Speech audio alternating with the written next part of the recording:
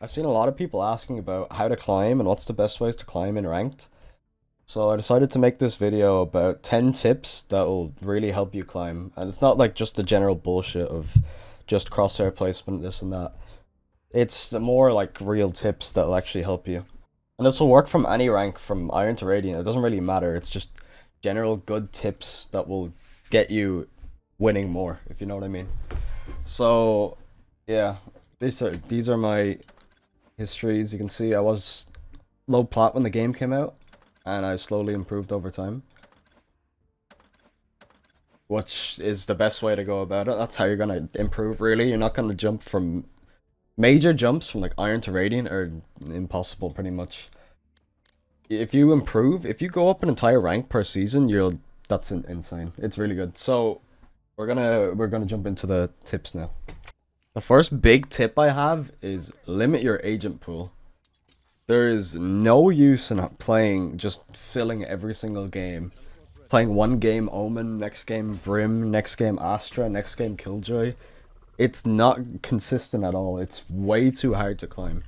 You should have 3 agents, maximum 4 agents that you're really comfortable playing, and you know the ins and out of them. So you'll always see it, like the Instalock Jet one trick, or the Instalock Reyna. I know it's annoying to have Instalocked like that, but you should have 3, maybe 4 agents that you're really comfortable on, that you just know the ins and out of, because it just breeds consistency. It's way too hard to be consistent across several, like 7, 8, 9 agents I've seen people playing. It's not consistent. You won't be able to climb properly. It won't be repeatable. You won't be in anywhere near the same situations. It's way too hard to learn. You want to learn through a smaller lens. And this can be anything. You can play 3 duelists. You know, you can play Jet, Reyna, Raze if you want. You can play any 3 agents. Just make sure that there's different... Like, if you can fit it into different comps, it's even better. So, like, for me, I usually play Jet, Raze, they're my 2 primary. And if I have to fill, I'll play Chamber, majority of the time. And Max, if I have to play another character, I'll play KO. But I don't really want to. I prefer to dodge the game if I get all my agents locked off of me. So yeah, that's the main first tip. Alright, so the next big tip I'd give is watch pros play the agents that you've chose that you would like to main. So, and you wanna try and watch people that are similar to you in playstyle. So if you feel like you're a really aggressive player that plays Jet a lot, you can watch, there's a lot of them, just some sort of aggressive Jet who's, you know, like, we'll say Soldam or Asuna or someone like that. Someone who plays very aggressive. Or if you're more of a passive Jet where you prefer to play back a bit more, you can watch like Wardell, or you could watch Shazam, people like that. There's so many different options. So try and find a pro who plays similar to you on those agents that you want to play, and try and learn them. Or you can watch some guides on them, watch anything. Just get more information about your agents in your head. Tip number 3 would be don't be afraid to dodge games, because there are so many games that are just lost in agent select. Like, you know, you spawn in, you get 5 duelists, you get no smokes. People are already toxic as fuck. People are already admitting to throw. You get a Phoenix Yoru, bam, locked in. They're just waiting and they don't want to win. Don't play these games. Just Alt F4, take the 3 rank loss. It doesn't matter, because it doesn't affect your MMR. It's 3 rank, but it does not affect your MMR. And that's how you get crazy wins. That's how you get like 24 play like per win. It's all about your hidden rank. It's not about the actual rank shown. So just dodge those games, because you can't win every game. No matter what you do, you're going to win like 30% of your games for free no matter what you do. You're going to lose 30% for free no matter what you do. And then there's like 40% of games that are actually up to you and decided by you.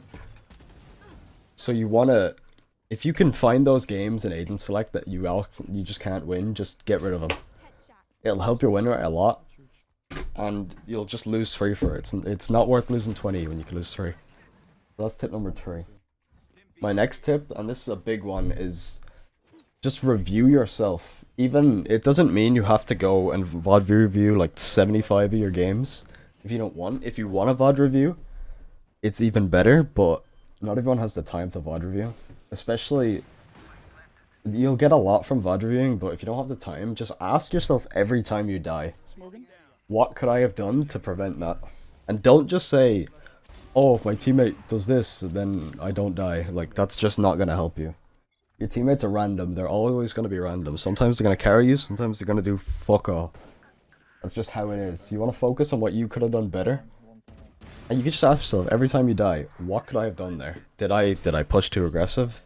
Did I play too safe? Did I, you can just ask yourself, what did you do wrong? And it's a good mindset, because it'll keep you in the game as well, instead of just alt-tabbing and scrolling Twitter for like 5 minutes. Alright, the next tip I have is always have a plan. At the start of every round, don't just walk around and wait for the barriers to drop. Just come up with a little plan. What do you want to do for this round? Like, maybe your plan is take some B main control, take this ult orb, and then you can back off and maybe take some mid, or you can push there, or you have some sort of plan. And you want to, at the start of every single round, this will really help you. Check the enemy's economy. It's always there, it shows up. Just check their economy, check their ults, and see what they're going to do for this round.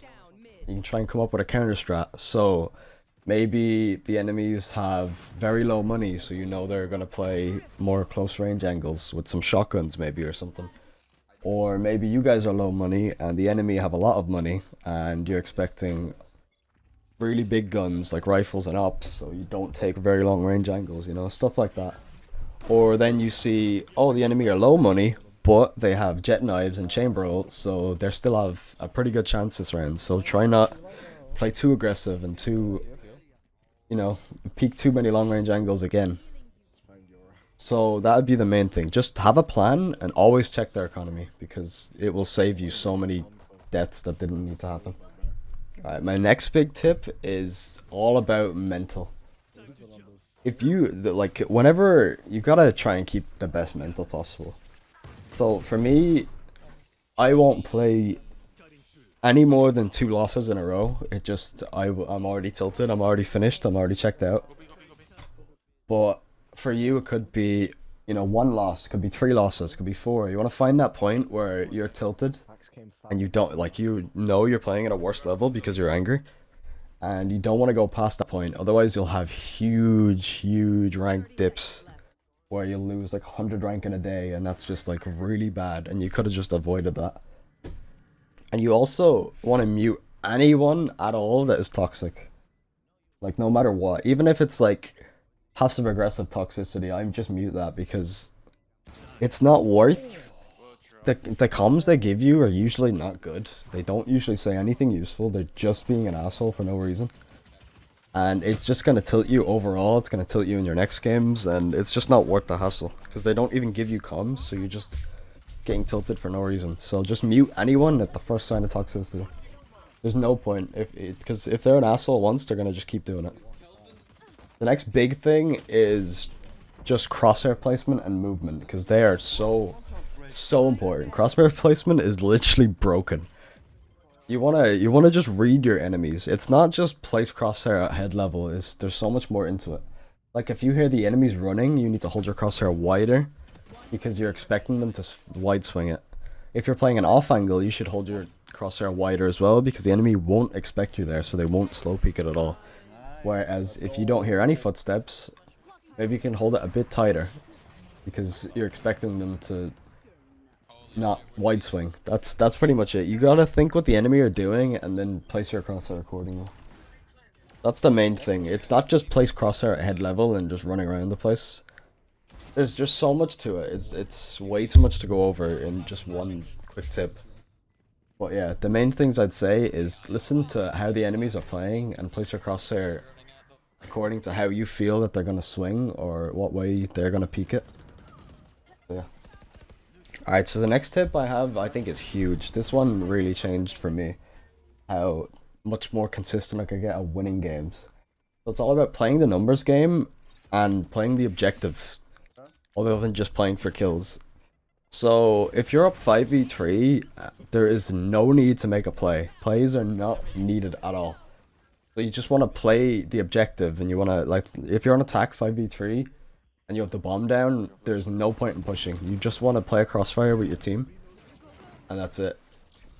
because if you have numbers, you can just trade your way to victory. It's simple maths at that point. And all you need to do to win the round and win the game is just let the bomb explode or defuse the bomb. That's how you win. On defense, it gets a bit more complicated. But on attack, all you gotta do is let the bomb blow up. That's your one goal. Your one goal is not to kill the enemies. That's one way to win. But the easy way to win is let the bomb blow up. So that's the main thing. If you're down in numbers as well, that's when a play really needs to be made. So if you're 2v4 and you're on attack, and let's say you're rotating, if you go and just sit on site with your teammate, you're not gonna win the round. Majority of the time, you're gonna lose.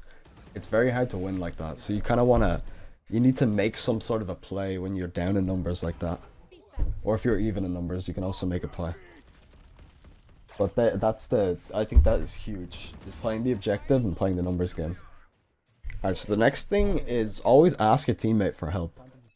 So if you want to do anything at all, just ask one of your teammates. I don't know, like if you want a Sova drone or a Skydog or some bullshit like that. Just ask someone to come with you. Even if they have no utility to help you, just ask someone to come with you, because it's just better. Because no matter what, you can always get a trade then. It's just, your teammates are there. Even if they're useless and they're dumb, just ask. You might as well. There's no reason not to ask them to help you in somehow.